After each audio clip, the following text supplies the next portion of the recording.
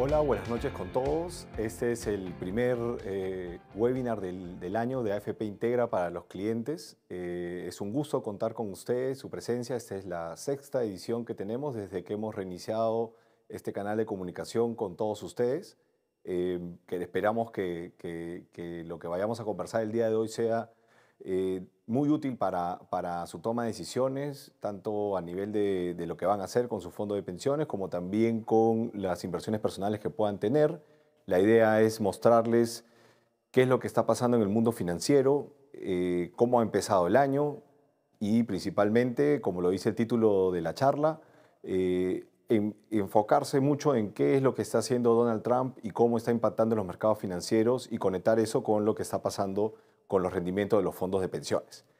El día de hoy tenemos el gusto de contar con Franco Uccelli. Franco ha empezado a ayudarnos en las estrategias de inversiones desde hace un poco más de un año y medio. Él es el jefe de investigación macroeconómica y estrategia de Baltic Capital Markets. Es una firma de servicios financieros, especialistas en trading a nivel global con base en Estados Unidos.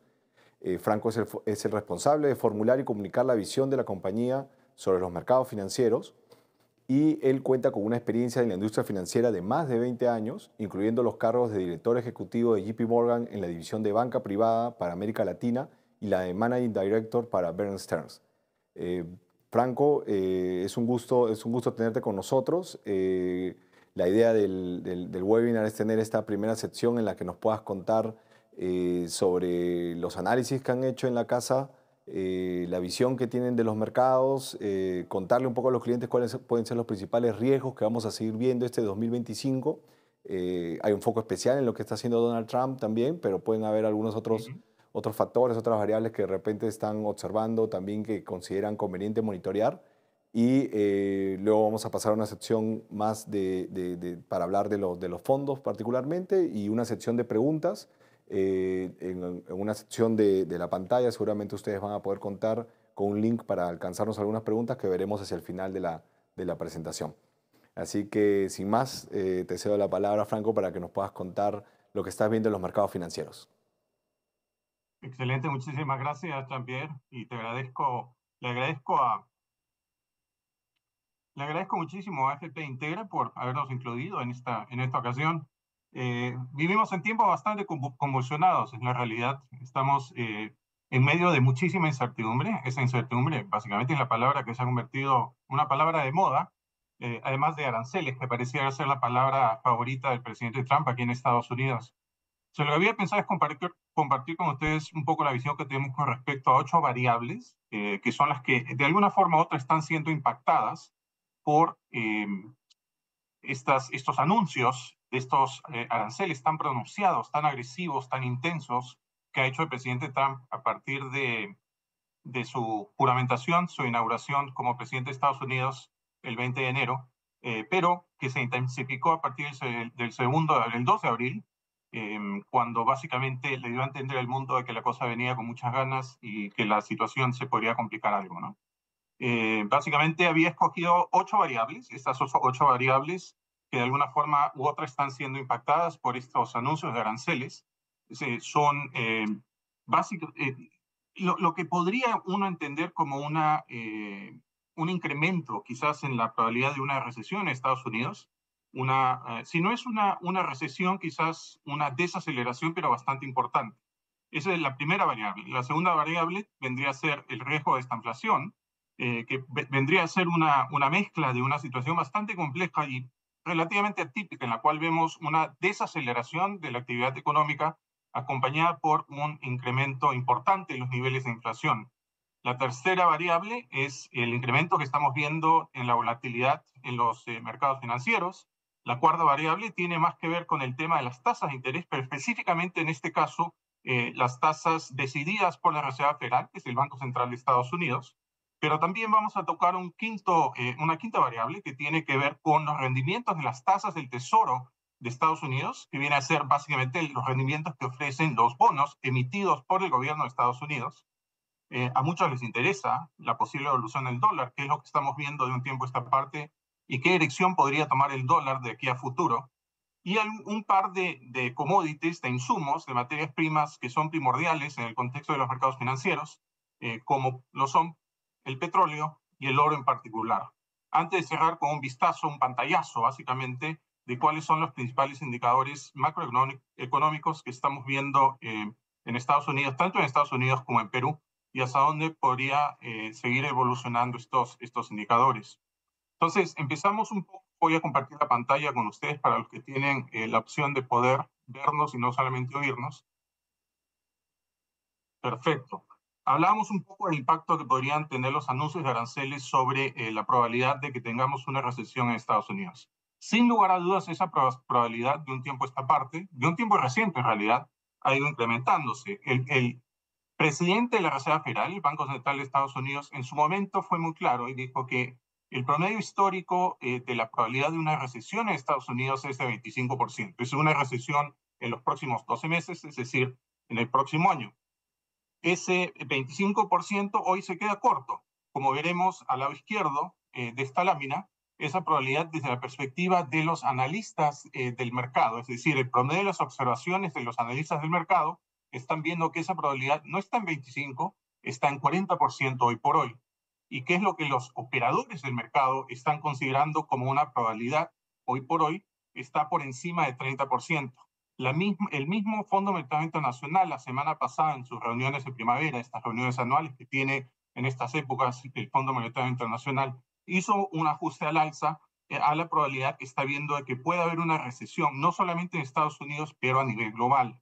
Ahora, una recesión lo que implica es que hay muchas opiniones al respecto. Estamos viviendo una gran dispersión en los mercados en cuanto a las perspectivas de una probabilidad de tener una recesión en los próximos 12 meses. Esa dispersión es muy amplia.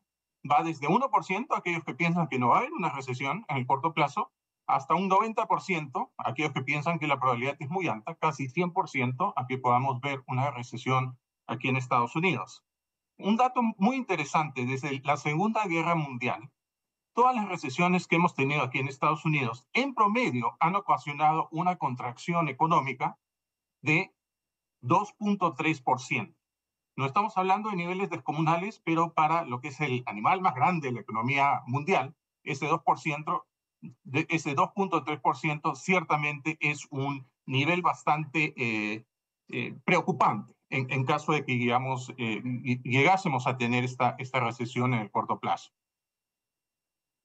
Más allá de eso, yo creo que es importante resaltar un factor fundamental en esta historia es que no hay un consenso muy claro en cuanto a sobre esta probabilidad de recesión, ¿cierto?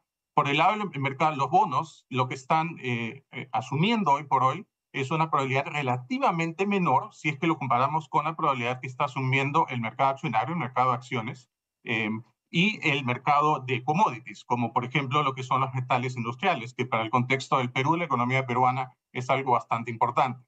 Ahora, las empresas más pequeñas están asumiendo una probabilidad más alta, inclusive cercana a 80%. Las empresas más grandes que conforman los índices accionarios como el S&P 500, por ejemplo, están asumiendo hoy por hoy una probabilidad de alrededor de 60%. Sea como sea, el punto es claro.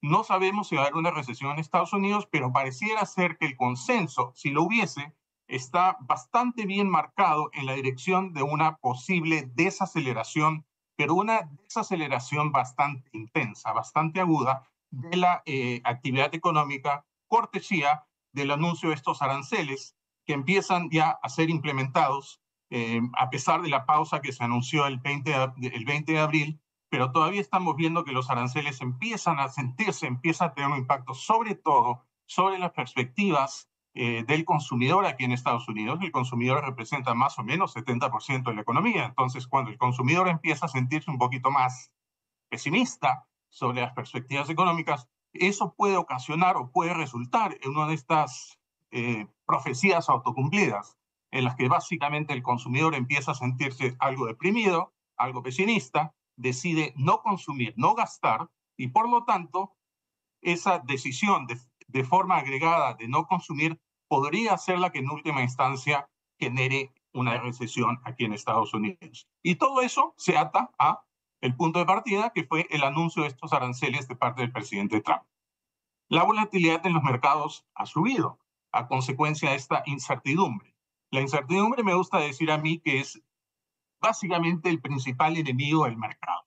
Al mercado lo que le gusta es tener cierta claridad, cierta visibilidad en cuanto a la dirección que podría tomar el mercado. Esta evolución del mercado que es impredecible en realidad, pero si tenemos algo de claridad de hacia dónde puede ir avanzando, pues el mercado se siente bastante más tranquilo. Hoy por hoy esa no es la situación.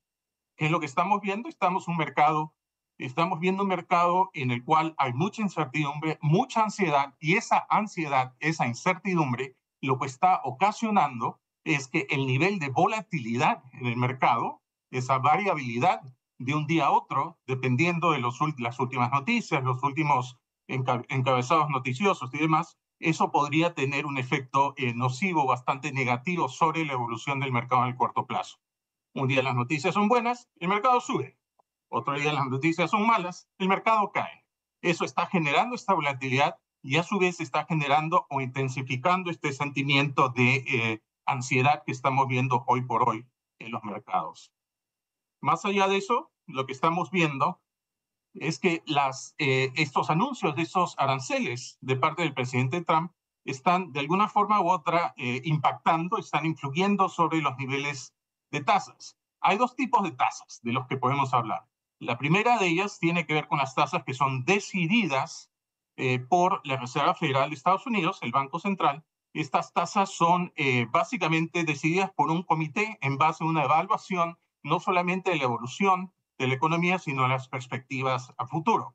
Esta tasa de referencia, similar a la que decide periódicamente el Banco Central de Reserva del Perú, hoy por hoy está a niveles de 4.50 por 4.5%. Ese es un número redondo. Lo que hemos visto es que el mercado empieza a descontar, empieza a asumir que esa tasa de interés podría ser ajustada a la baja. ¿Y por qué está asumiendo el mercado que la tasa de interés en Estados Unidos podría estar siendo ajustada a la baja? En un contexto de incertidumbre, no cabe la menor duda de que el mercado está muy preocupado por la posibilidad precisamente de que tengamos una recesión o una desaceleración importante en los niveles de actividad, y eso a su vez podría ocasionar o podría de alguna forma influir sobre las decisiones de política monetaria de la Reserva Federal, obligándolo a recortar las tasas de interés para así fomentar el crecimiento económico. La tasa de interés en última instancia es el precio del dinero. Si lo que hacemos es lo que hacemos al reducir la tasa de interés es abaratar el precio del dinero, el precio del crédito, que en última instancia vendría a ser básicamente un insumo fundamental, ¿no? Una suerte de combustible quizás para poder de alguna forma estimular el movimiento de la economía. Entonces, por ahora, estas preocupaciones por el tema arancelario lo que están haciendo es no solamente generando ansiedad, pero están generando también una expectativa de que la Reserva Federal pudiese empezar a recortar tasas de forma más agresiva. ¿Cuál es la impresión que tenemos en Baltic? Pareciera ser que el mercado está un poquito, no digamos exagerando esa preocupación, pero quizás no le esté midiendo lo suficientemente bien.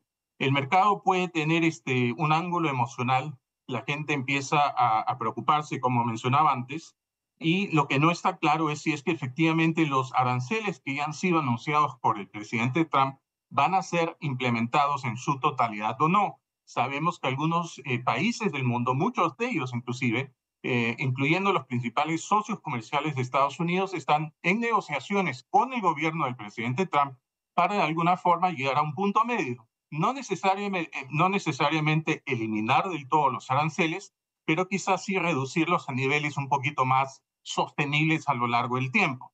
Si llegamos a ver que los aranceles se disminuyen, eso probablemente de alguna forma estimule un poco o mejore un poco las expectativas de crecimiento, de tal forma que la necesidad de recortar tasas de forma tan agresiva pues disminuya a lo largo del tiempo.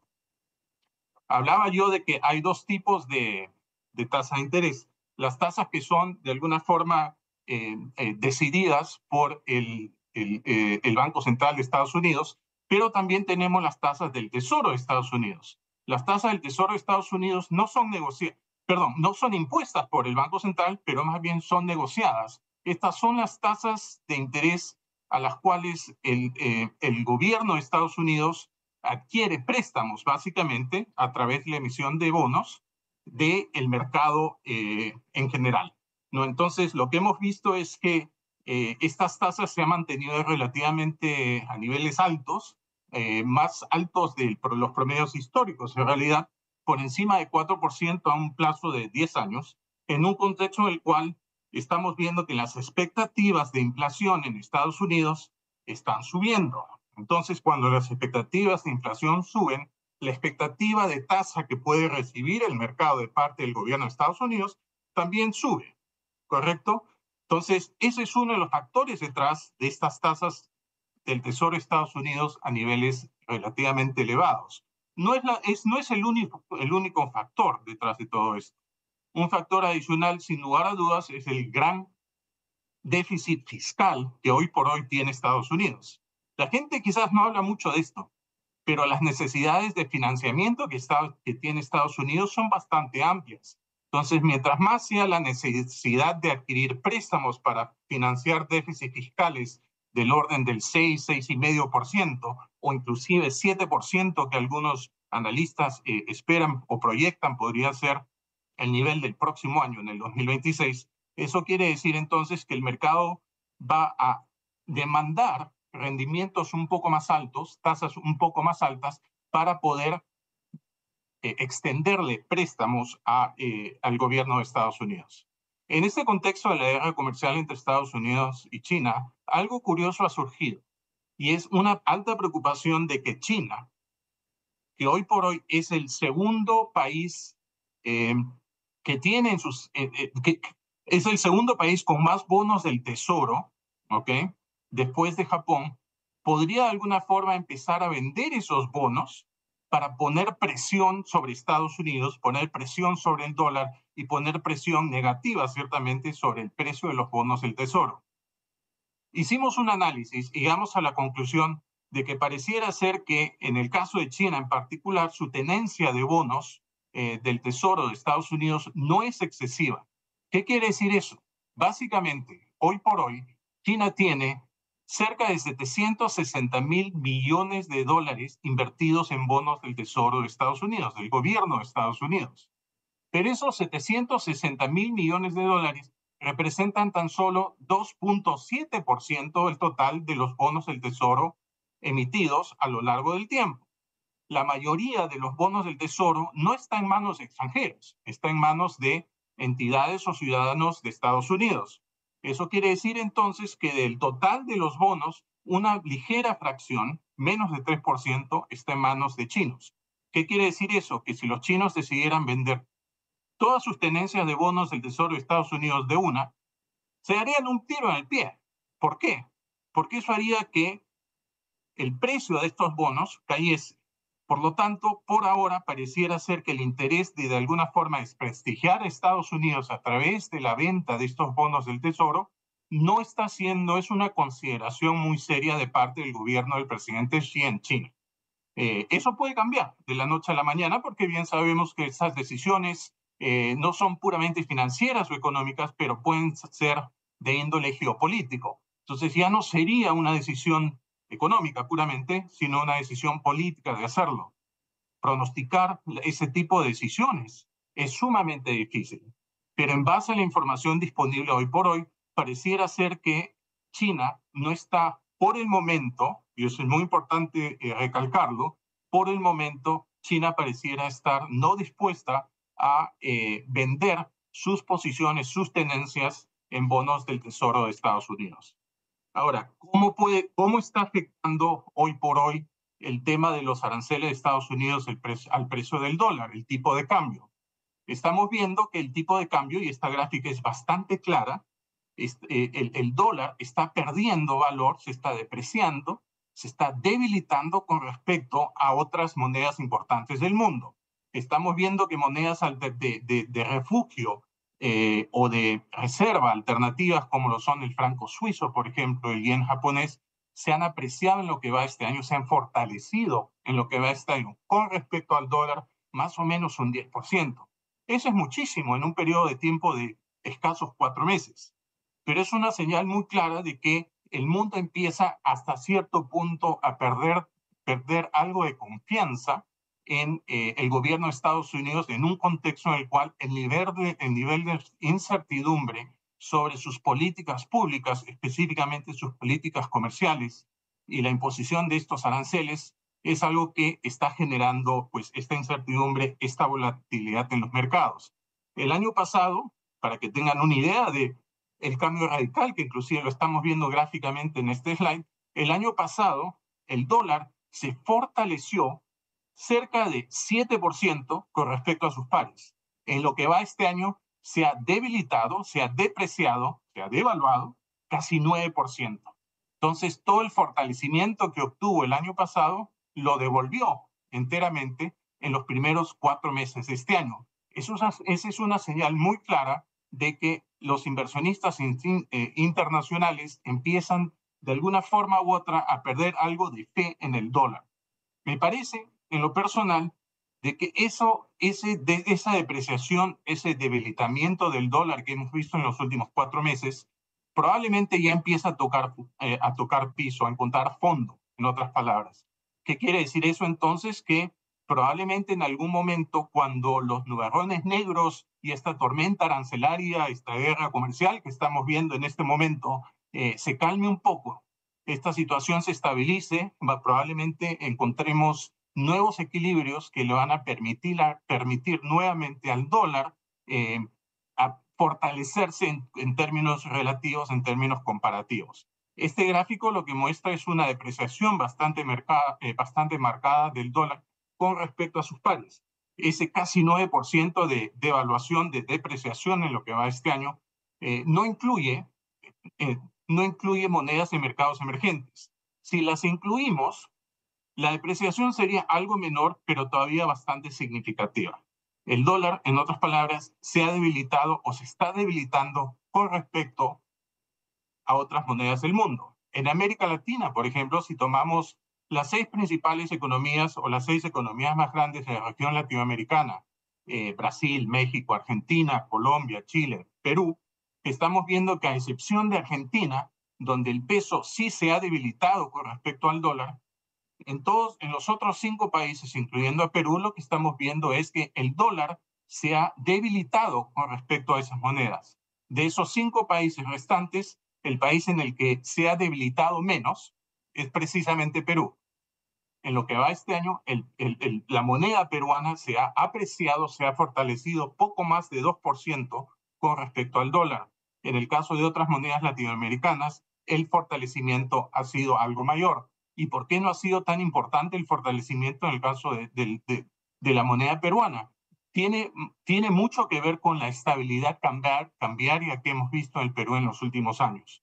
En el Perú es difícil percibir algún tipo de distorsión lo suficientemente seria como para que la moneda se mueva y que el nivel de volatilidad sea mayor al que estamos viendo hoy por hoy.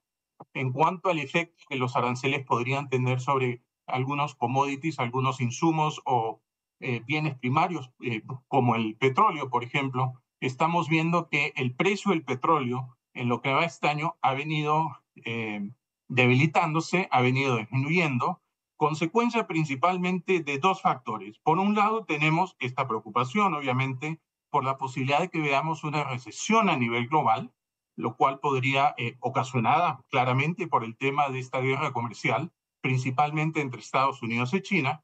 Y por otro lado, estamos viendo que los países miembros de la OPEP están aumentando su nivel de producción. Entonces, vemos ahí un factor más geopolítico, quizás, la imposición de estos aranceles, y por otro lado, un factor más puramente de oferta y demanda que tiene que ver con el aumento de la oferta por parte de los países miembros de la OPEP.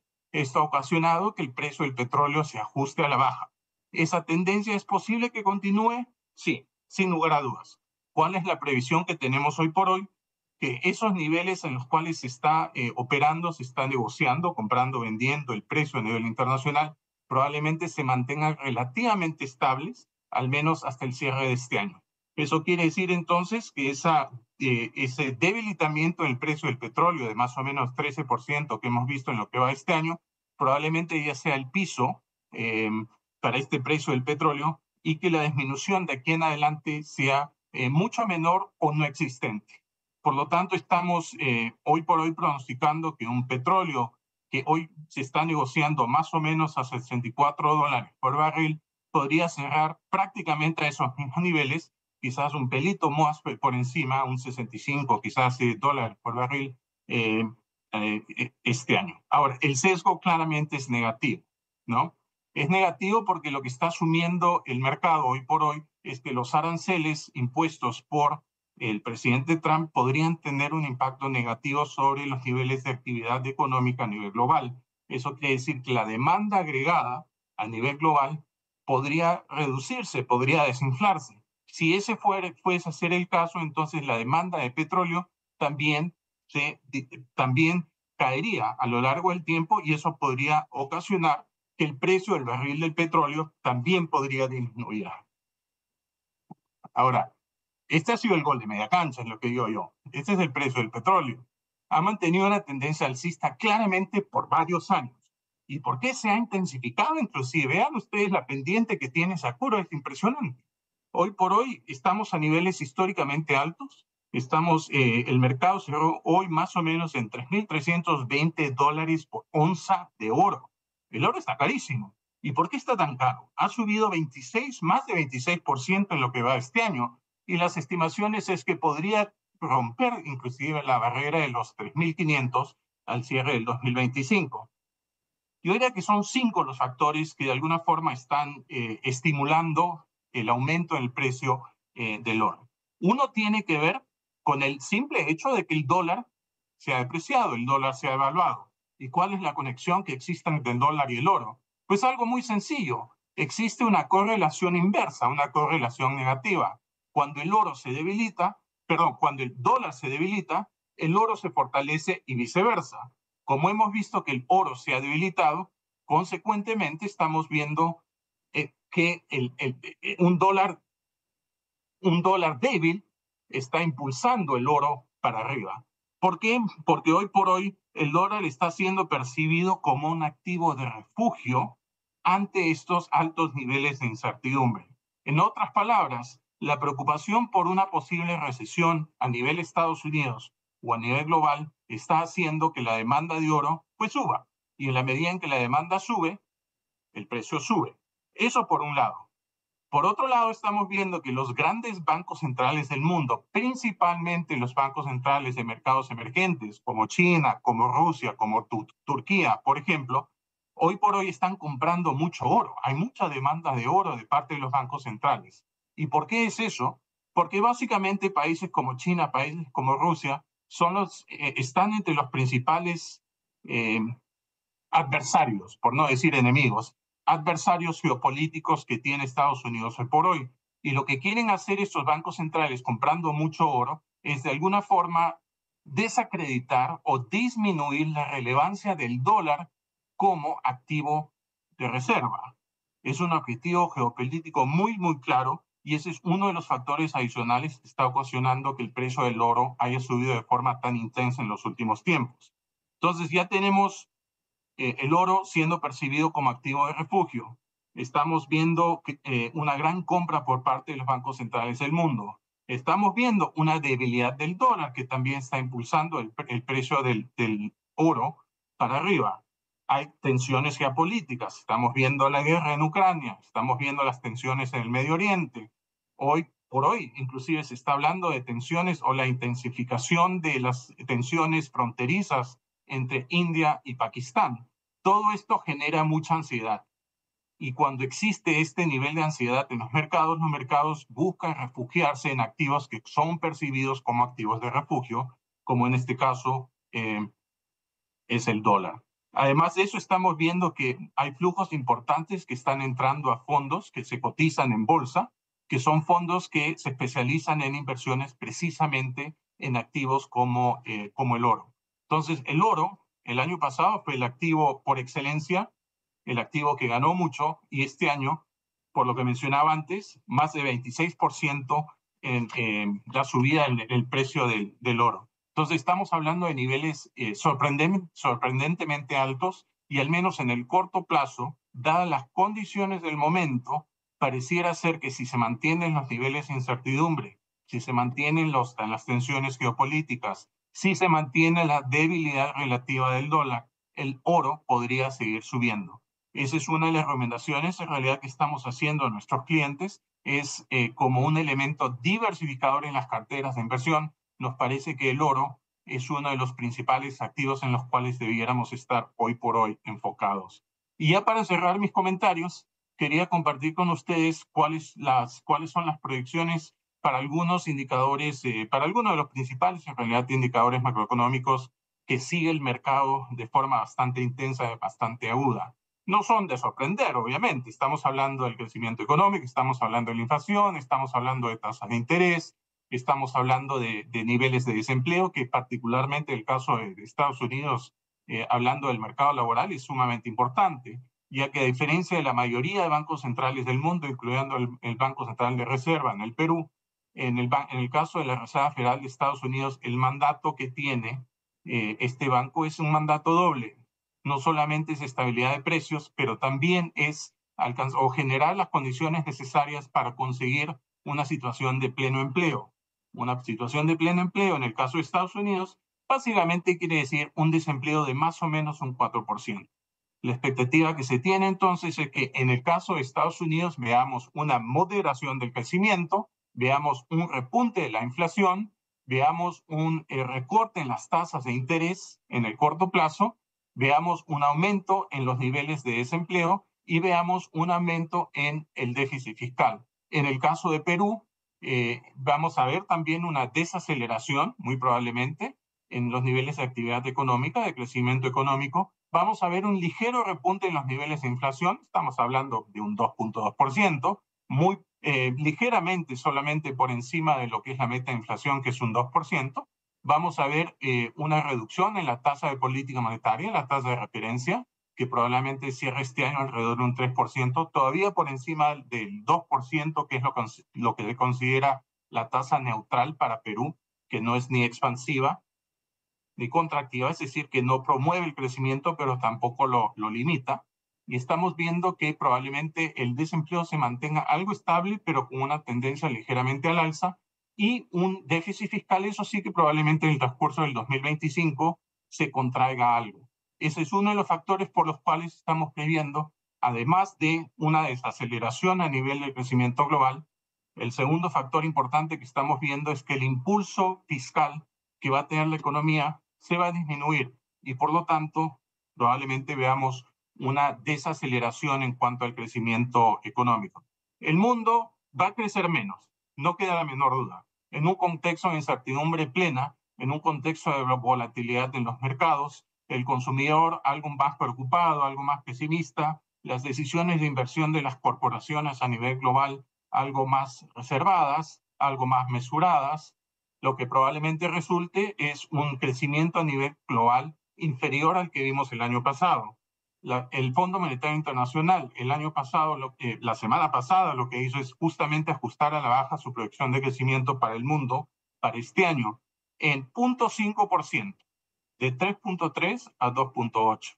Ese 0.5% sé que no suena mucho, pero cuando hablamos de el crecimiento global, estamos hablando de la economía del mundo, ese 0.5% es un nivel relativamente importante de ajuste a la baja que hizo el Fondo Monetario Internacional. Entonces, en ese contexto, nuestra visión es un pronóstico relativamente reservado, ya que la incertidumbre por ahora se mantiene a niveles bastante elevados y es algo que uno diría prácticamente está en manos de un individuo y ese individuo tiene nombre propio, Donald Trump. Y Jean-Pierre, con eso cierro mis comentarios. Bueno, muchas gracias, Franco, por compartir estos comentarios con nosotros. La verdad que nos ayuda bastante a poner en una introducción a lo que puede ser el repaso de los rendimientos de los mercados en este año y cómo ha afectado este movimiento de los activos a los fondos de pensiones. Y solo quiero comentar brevemente que estoy muy de acuerdo con varios de las conclusiones que has aterrizado el día de hoy, viendo estas 8 variables que pueden cambiar significativamente o que van a ser claves de monitorear para poder observar qué es lo que pasa en los mercados financieros.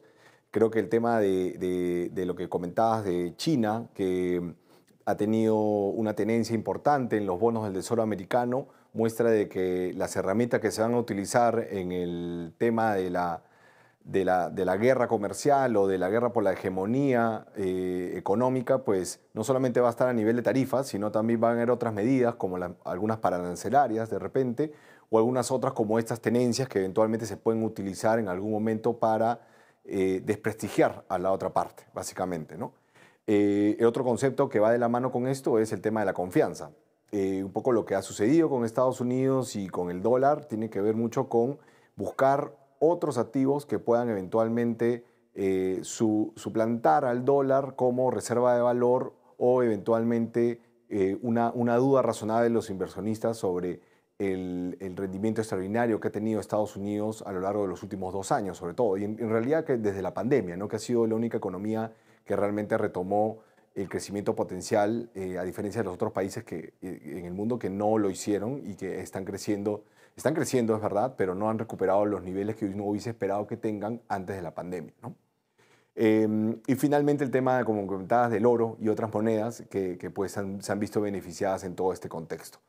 Yo creo que solamente quiero hacer un hincapié en el tono y la amplitud de los aranceles, un poco para poner en perspectiva a todos los que nos están escuchando qué significa toda esta serie de anuncios que ha hecho Donald Trump. Básicamente lo que significa es un retroceso de 150 años en el proceso de globalización. Ahí tenemos una gráfica de la tasa histórica de Estados Unidos hacia otros países en términos de aranceles y cómo esto fue cayendo desde los 50 hacia adelante, y luego con el aumento de tarifas nos empezamos a encontrar en un nivel entre 20 y 30% en la tasa agregada de lo que cobra Estados Unidos a otros países por las importaciones. Otro tema importante es que hay una focalización con China. O sea, es verdad que el primer anuncio que hace Donald Trump el 2 de abril es un anuncio general contra todos los países, contra todos los bloques económicos. Pero lo cierto es que está cada vez más claro o se está consolidando la idea de que la competencia la ven contra China. No, o sea, que no es algo nuevo, ¿no? Vean cuando se da este retraso de 90 días para poder observar o negociar con algunos países, se lo da al resto del mundo, digamos, menos a China, que sí ha mantenido la tasa en niveles bastante altos. Y la respuesta de China ha sido, bueno, yo ya veía venir esto y también voy a poner a un aumento de tarifas a algunos productos seleccionados de Estados Unidos. Lo cual también ha sorprendido, creo, al gobierno americano, de que China responda tan rápido y de manera tan focalizada en algunos productos. Entonces creo que es un poco un resumen para poner en perspectiva qué significa todo este tema del aumento de las tarifas. Ahora, en este contexto lo que más se ha visto afectado es el mundo de las acciones, particularmente las acciones de Estados Unidos, que han sido las que mejor han rendido en los últimos años. Si nosotros vemos el gráfico que está a su derecha, vemos que el rendimiento de la renta variable ha sido relativamente positivo en varias partes del mundo, pero en Estados Unidos sí negativo, y sobre todo si vemos algunos sectores como el tecnológico bastante más negativos, ¿no? En el caso de las monedas, bueno, hemos agrupado varias monedas ahí, algunos commodities. Tenemos al oro, que sí ha rendido, como decía Franco, más de 26%. Tenemos al cobre, que también ha tenido un terreno positivo, el petróleo, que ha tenido un terreno negativo, pero varias monedas, sobre todo las desarrolladas, con un rendimiento bastante positivo, ¿no? 10% el euro, 10% el yen, y al final lo que te refleja un poco es eso, ¿no? Salida de capitales de Estados Unidos hacia otras regiones y finalmente un refugio en otros activos. Y al lado izquierdo vemos los rendimientos de los activos de renta fija. Como pueden ver, la volatilidad ha sido relativamente alta en lo que ha sido lo que hemos visto en los últimos 3 meses, ¿no?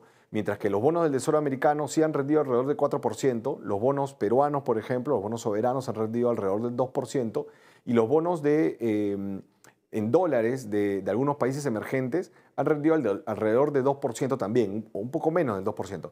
Pero lo cierto es que han tenido bastante volatilidad. Si ustedes pueden ver, la línea verde tiene una caída en marzo, que tiene que ver con la fecha en la cual se hacen los anuncios de alza de aranceles, y luego hay una recuperación con este retraso o puesta en pausa de la implementación de ese aumento de tarifas. Y si nosotros vamos a la evolución de los rendimientos, bueno, como decíamos, al final del día los rendimientos de los fondos reflejan los movimientos de los activos que están en los mercados financieros. La porción de acciones es la que ha afectado a los fondos. El fondo 1, que es un fondo que tiene menos proporción de acciones, se ha visto menos afectado. Ha habido una caída, como pueden ver en la parte que está sombreada. El rendimiento prácticamente es de 0% en lo que va del año.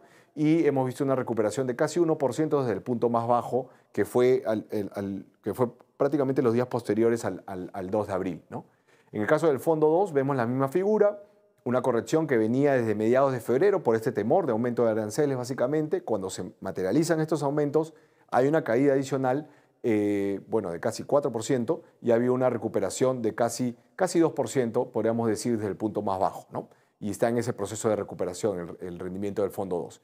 Y en el caso del fondo 3, sí hay una afectación mayor, hay una proporción mayor de acciones, estas acciones americanas sobre todo y de algunos mercados de países emergentes, pues han tenido rendimiento negativo y han afectado y han generado una caída importante en muy poco tiempo. Esto ha sido solamente cuestión de semanas en el mes de marzo, pero vemos que también ante la pausa hay una recuperación relativamente importante, no todo lo que ha caído, pero sí una recuperación de casi 2.5%, ¿no? Entonces, adelantándome un poco a las conclusiones, lo que vemos es que el proceso de recuperación pues, va a tomar un poco de tiempo, va a depender un poco de la velocidad con la que Trump llega a algunos acuerdos, con los países que lleguen a esos acuerdos, y también la definición de cuáles son los niveles con los que ya se va a quedar en el tema arancelario. Yo creo que el tema de la confianza que mencionaba Franco es muy importante porque a los inversionistas y a los mercados, más que el tema de aumento de tarifas, lo que les molesta o lo que les genera incertidumbre es básicamente los niveles y los cambios que pueden haber en estas políticas. Es decir, la volatilidad que puede existir en las decisiones que pueda poner Trump sobre la mesa son las que finalmente terminan generando más incertidumbre y por lo tanto un castigo al mundo de las acciones sobre todo, ¿no? Que es lo que hemos visto en esta primera parte del año.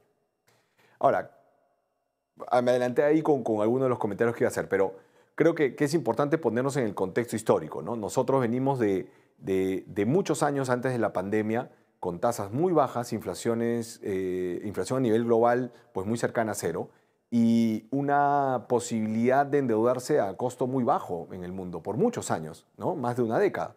Sin embargo, de aquí en adelante lo que vamos a ver son algunos cambios en términos de tendencias. Ya lo había comentado en alguno de los webinars anteriores.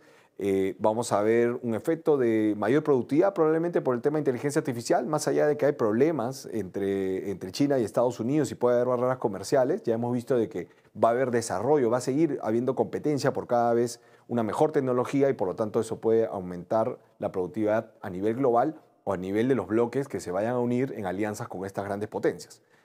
El tema que viene por el lado más complicado es que la inflación va a estar latente. Con estos aranceles, con esta incertidumbre, pues los precios de los bienes y servicios probablemente van a mantenerse en los niveles que están un poco más altos. Igual son niveles bastante más manejables los que vimos en el COVID, en donde la inflación superó el 8% en Estados Unidos y en muchos países también de la región. En Perú, por ejemplo, también estuvimos por esos niveles.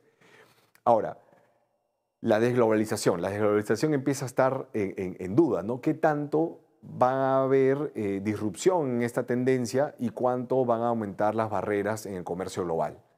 Barreras al comercio global implica un crecimiento un poco más bajo, no quiere decir que necesariamente que nos vayamos a recesión, lo veíamos en las proyecciones que mostraba Franco, hay un pronóstico de que el crecimiento de Estados Unidos sea 1%, de todas maneras es significativa la caída porque a comienzos de año se esperaba que estuviera más cerca al 1.8%, de repente ser más cercano al 2%, entonces sí hay un efecto de un crecimiento un poco más lento, pero de todas maneras positivo.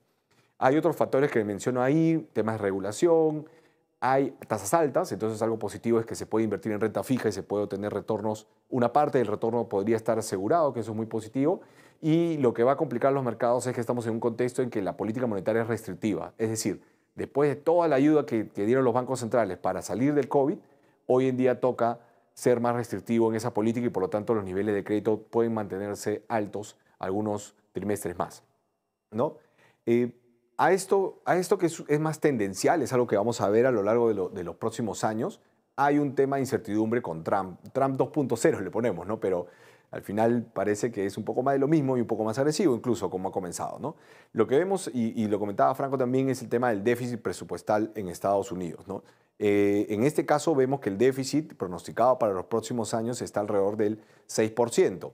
Se esperaba, en el caso base de hace algunos meses, de que esto se fuera reduciendo a niveles de 5% y eventualmente con algunos ajustes en el presupuesto de repente algo menos. Pero lo cierto es que es más probable que el déficit fiscal se acentúe, ¿no? Porque Trump tiene en su lista de tareas o en su lista de propuestas, tiene el tema de bajar los impuestos. Entonces, esto de acá es algo que preocupa a los mercados, porque se suma un país que tiene muchos años de déficit fiscal y en este momento también está afrontando una guerra comercial que ha generado desconfianza. Entonces, estos dos factores pueden generar algo de ruido en el mercado de bonos de Estados Unidos. Y el otro tema que coincido con Franco en que hay que discutirlo, pero que es de repente una discusión muy adelantada, es ver cuál es el papel del dólar en el mundo, ¿no? Una moneda fuerte, una moneda que sirve de refugio de valor. Ha habido esta vez una corrección de mercados, el dólar no ha funcionado como refugio, definitivamente al contrario, ha habido salida de dinero de Estados Unidos, refugio en el oro, refugio en el euro sobre todo, y ese balance va a empezar a ser más discutido cada vez que Trump y el gobierno americano en realidad empiece a tratar de promover medidas que no tienen mucho sentido económico, ¿no? Lo que hemos visto ahora y lo que tendría un poco de razón en el contexto de lo que le está haciendo Trump es que esta medida la ha hecho para tratar de ganar una palanca para poder negociar. Si ese es el caso, bueno, vamos a ver que los riesgos se van a ir disipando mucho más rápido y si no, pues vamos a ver pues, mercados de acciones sobre todo un poco más complejos con más volatilidad en los próximos trimestres. Entonces Trump sí va a seguir generando volatilidad. Hoy en día el índice que les muestro al lado izquierdo, que es un poco el índice que te mide qué tan optimista está el mercado hacia el lado derecho y qué tan pesimista o qué tan conservador está hacia el lado izquierdo, está en terreno negativo. Es decir, los inversionistas están conservadores en este momento. Conservadores con la economía, el crecimiento puede ser menor, la inflación puede ser un poco mayor, no desbordante, pero no es algo que le gusta a los mercados, que le gusta a las compañías, que le gusta a las familias. Y además tenemos esta incertidumbre sobre cómo va a ser el efecto de los aranceles, si va a ser temporal o si va a ser algo que genere eventualmente cambios en las cadenas de producción, que eso sí sería un poco más complejo. Ya empiezan a salir algunas carátulas en algunas revistas especializadas en donde se ve pues un águila golpeado acá, ¿no? Es como que se ha peleado con todo el mundo y solo han pasado 100 días, ¿no? Faltan más de casi 1360 días para que termine Trump y hemos empezado con un águila ya algo golpeado. Y creo que tiene que ver mucho con que el gobierno americano no tenía dentro de su escenario base, al menos, el tipo de respuesta que ha recibido de China, sobre todo, pero también de otros bloques económicos.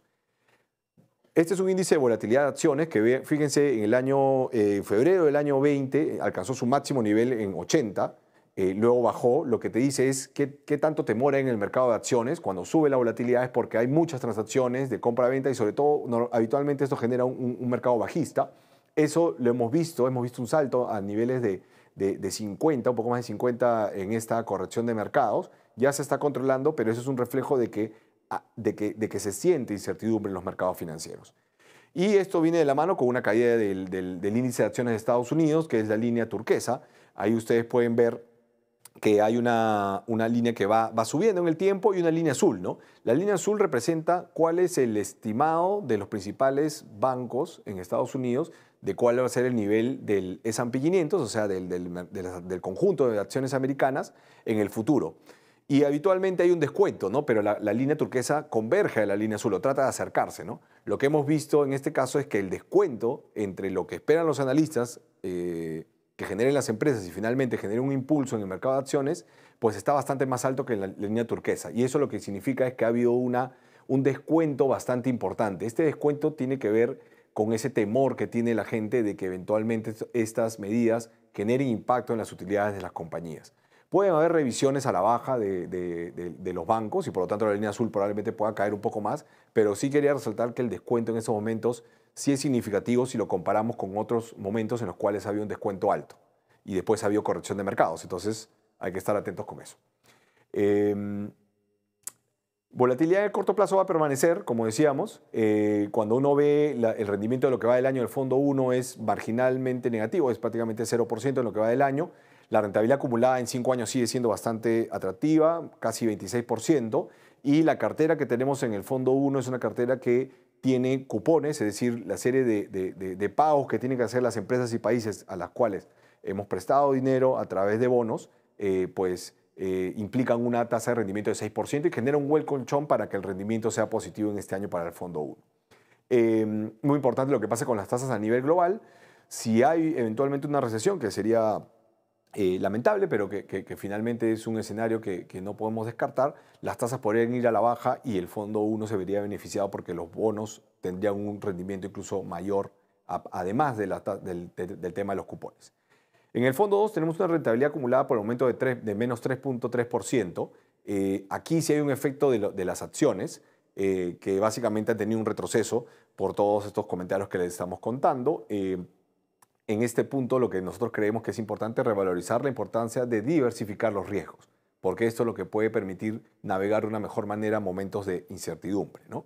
Y en el caso del fondo 3, lo que comentábamos hace un momento, si bien es cierto la rentabilidad está en 6.3% en negativo, lo cierto es que la rentabilidad acumulada ha sido bastante buena en los últimos 5 años, más de 30%, bueno, desde que nacieron los multifondos, pues un número bastante bueno, más de 370%, ¿no? Y la rentabilidad promedio anual es de 8.4%. Pero por supuesto, es un fondo que está expuesto a mayor volatilidad porque tiene más exposición al mundo de las acciones. Y una parte importante que tenemos que tener en cuenta en el fondo 3 es también la exposición que tenemos a acciones locales, ¿no?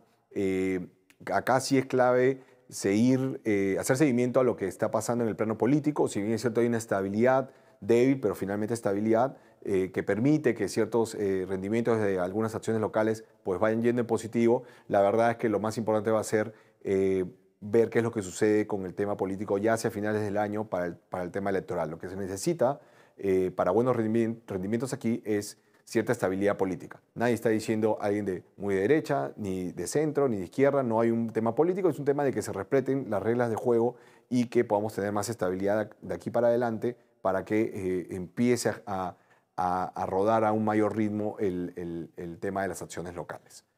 En perspectivas, y creo que este es un gráfico bastante importante porque es verdad que causa ansiedad lo que pasa a veces en los mercados financieros y a veces algunos retrocesos generan muchas preguntas. Lo cierto es que los eventos de volatilidad se presentan cada cierto número de años y generan correcciones importantes. Miren, esta es la línea de rendimiento acumulado del fondo 1, del fondo 2 y del fondo 3. El fondo 1 es el azul, el plomo es el fondo 2 y la línea turquesa es el fondo 3.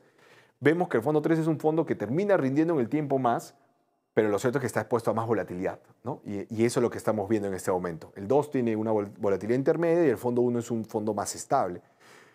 Importante ver esta línea, esta sombra que estoy poniendo acá, que refleja la corrección del COVID. Miren, cuando hubo la corrección del COVID, que fue bastante severa, vimos digamos, retrocesos en la rentabilidad bastante importantes y hubo una preocupación que es natural y la entendemos de todos ustedes y que nosotros la monitoreamos muy de cerca en ese momento. Pero con la ayuda de los bancos centrales, con la ayuda de los países en poner cierta estabilidad, cierta tranquilidad y luego con la llegada de las vacunas hubo una recuperación súper importante y súper rápida. El año terminó en positivo en el año 2020 para todos los fondos y vemos que todos los fondos se encuentran en terreno superior a los niveles que había prepandemia. De hecho, incluso pasando por el año 22 y 23, en que las tasas subieron bastante por el tema de la inflación a nivel global, y esto afectó al mundo de las acciones, pues hemos visto que estos fondos terminan recuperando esa rentabilidad en algún momento, ¿no? Y muy importante comentarles de que desde el punto bajo del COVID pues ha habido rentabilidades bastante buenas, en el fondo 1 más de 30%, en el fondo 2 más de 44% y en el fondo 3 más de 37%, ¿no? ¿Qué es lo que tenemos que ver en estos momentos? Bueno, dos aspectos importantes. El primero es diversificar los riesgos. Nosotros administramos fondos que tienen más de 500 activos, cada uno de ellos.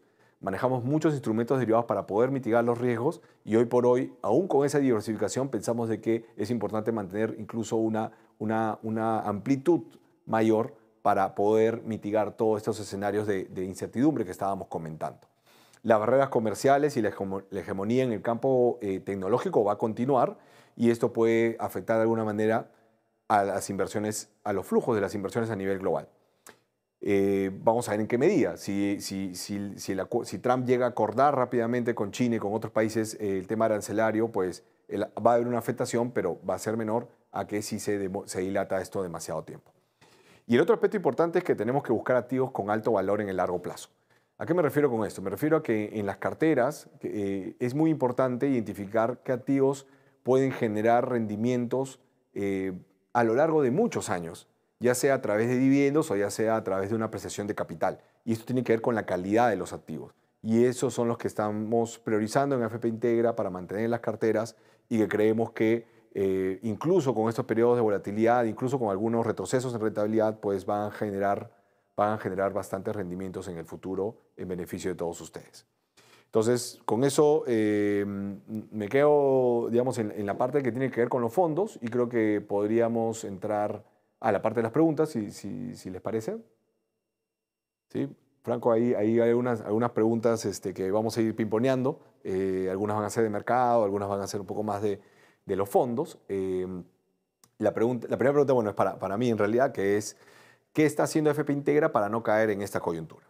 Muy buena pregunta. La verdad que un poco está relacionado a lo que les iba comentando es al final de mi exposición. La diversificación es un tema bastante importante. Creemos que hay que ampliar la diversificación en este contexto para poder mitigar los riesgos que estamos viendo.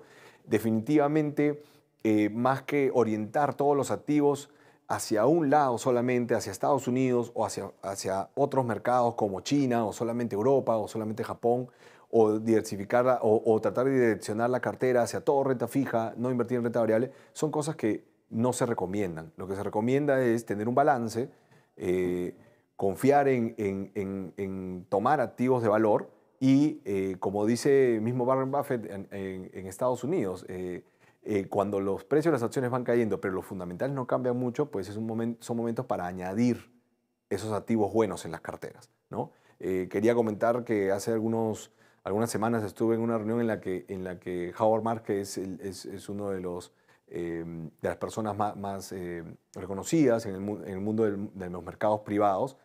Indicaba muy bien qué es lo que pasa con los mercados financieros. Los precios de las acciones y de muchos activos financieros de riesgo suelen moverse en un péndulo bastante amplio porque van desde el pesimismo hasta el optimismo.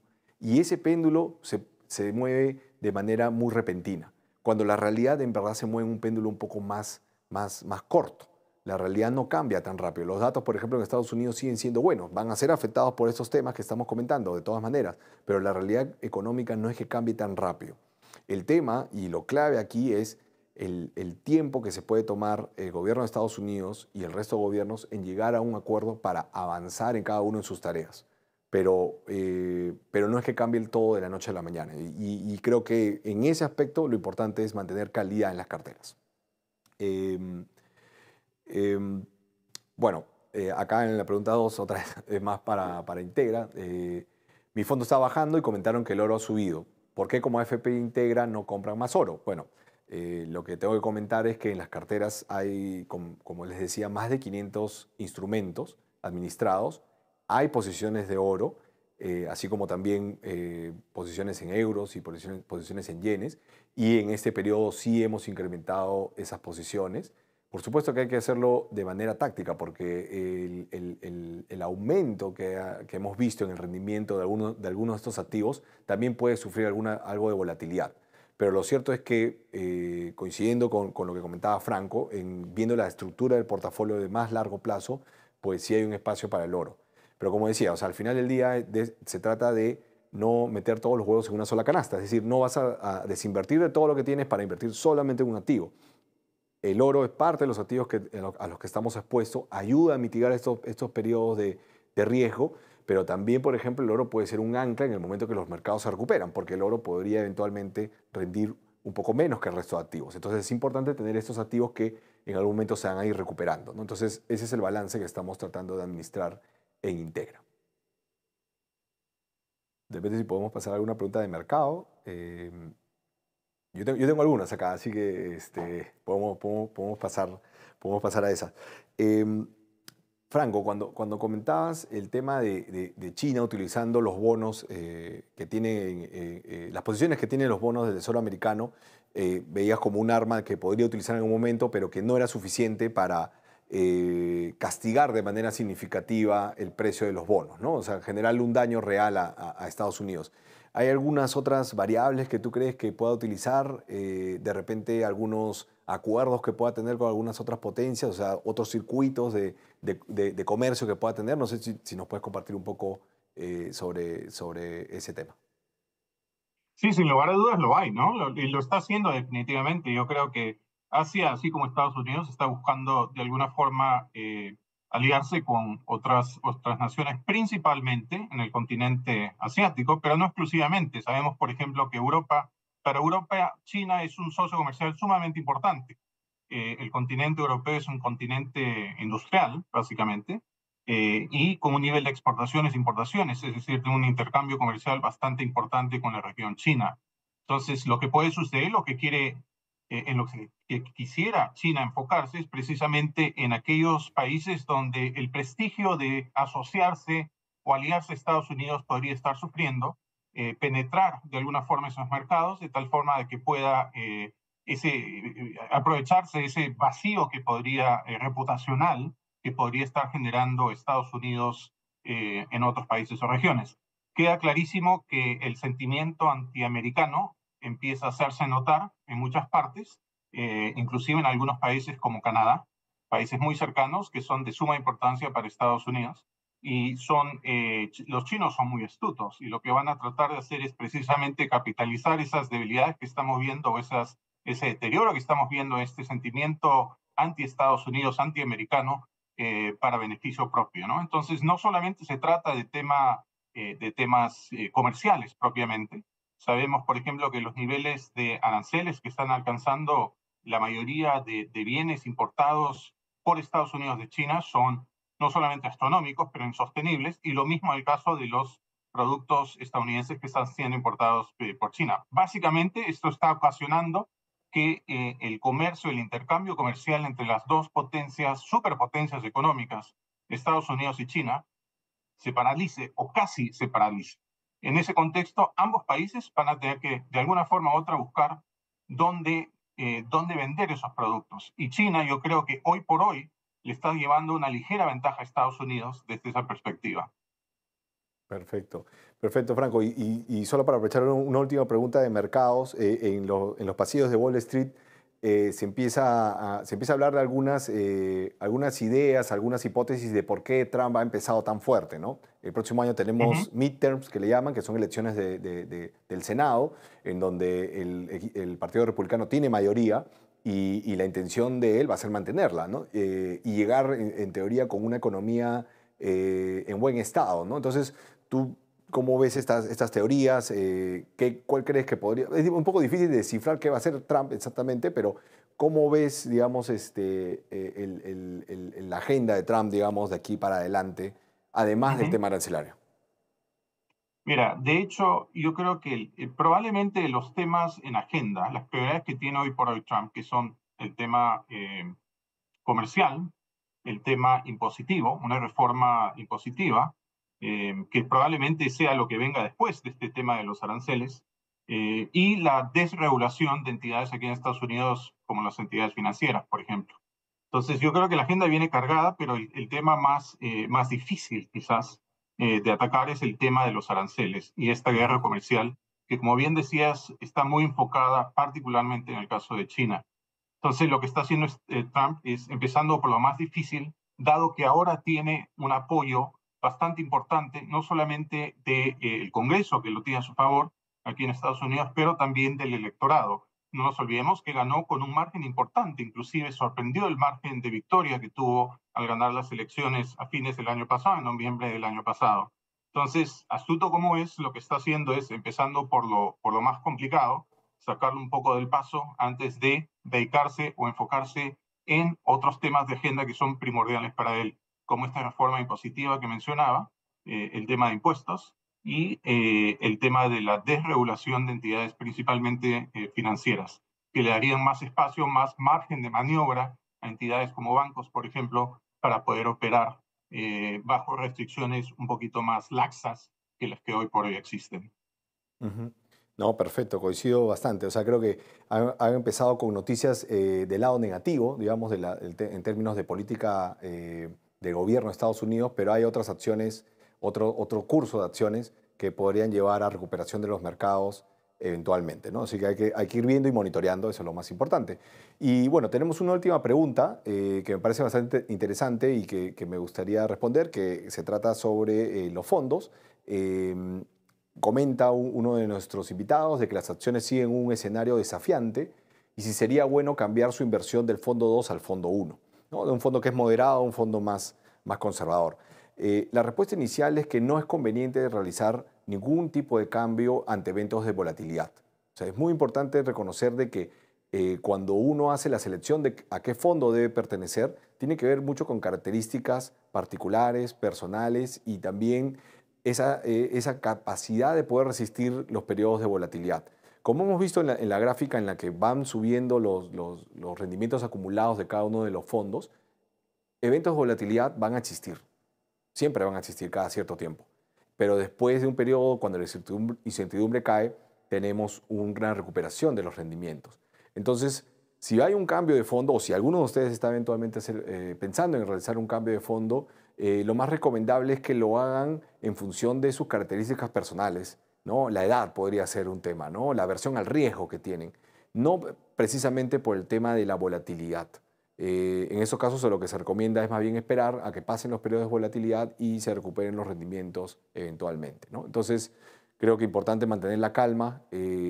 Vamos a estar monitoreando, es lo que nos toca, digamos, como asset managers, como le llaman, ¿no? Como administradores de activos. Tenemos la ayuda también de muchos profesionales a nivel global. Franco es uno de las personas con las que también conversamos de manera continua para poder monitorear los mercados y encontrar oportunidades. Al final del día, como decíamos, los precios de los activos se van moviendo, algunos días, algunas semanas pueden ir cayendo, pero luego, si es que realmente son de calidad y tienen un fundamento de largo plazo, pues pueden recuperar y generar buenos retornos para los fondos. Em, Eso Si es, me permites, sí, por favor, Jean-Pierre, Franco. quizás hacer un par de comentarios muy breves a modo de conclusión. Concuerdo completamente contigo en que estos son momentos para mantener un poco la calma y confiar en los asesores financieros de los clientes de Integra, por un lado. Segundo, no hay ningún episodio en la historia en el cual los mercados no hayan tenido una caída importante, una corrección importante y a lo largo del tiempo no hayan recuperado el terreno que han perdido. La historia es Ujú. muy clara en este sentido. Lo que perdemos hoy lo recuperamos mañana, en otras palabras. Entonces hay que mantener la calma y no desesperarse y empezar a liquidar posiciones y realizar pérdidas innecesariamente, por un lado. Y las tendencias históricas son muy claras. El mercado siempre avanza para la derecha y para arriba, es lo que digo yo. ¿Qué quiere decir eso entonces? Si graficamos la evolución de los mercados accionarios, por ejemplo, aquí en Estados Unidos, claramente es casi una diagonal, con cierta variabilidad, obviamente, a lo largo del tiempo, periodos de volatilidad, periodos de corrección, etcétera. Pero de punta a punta la tendencia siempre ha sido la misma y seguirá siendo la misma. Entonces hay que tomar las cosas con calma y mantener una visión de largo plazo y no desesperarse por estos ajustes que pueden ser temporales y pasajeros. Totalmente de acuerdo. Lo cual no significa que la volatilidad no va a estar, ¿no? Ese es un poco lo Exacto. que hemos estado conversando en este seminario. La verdad es que puede haber algo de volatilidad que genera algunos retrocesos, pero digamos, el perfil que estamos tratando de tener en las carteras de AFP Integra y las nuevas inversiones es de tener activos de calidad, ¿no? Y esto asegura un poco el comportamiento que de alguna manera nos comenta Franco. Pues nada, la verdad es que quiero agradecerte, Franco, nuevamente, agradecer a Bultic por acompañarnos el día de hoy. Ha sido un gusto, la verdad que creo que ha sido bastante didáctico todo lo que nos has contado y bastante interesante y puntual a las variables que pueden verse afectadas y que van a mover los estados financieros. Y esperamos pues que esto haya sido de mucho valor para ustedes. Cuente con nosotros para seguir informándolos y nos vemos en la próxima edición de los webinars de AFP Integra.